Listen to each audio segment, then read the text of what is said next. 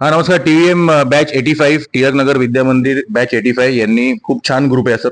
यांनी 2-3 टीव्ही दिलेत, खूप टाक्या पण दिल्यात. तर टीव्हीएम बॅच 85 आज 5 फेब्रुवारी 2026 आम्ही on the way sanitary pads 152 TV हे सगळं चालू आहे आज. पण सकाळी हर्षदशी बोलणं आलं म्हणून आम्ही सरांना भेटलो.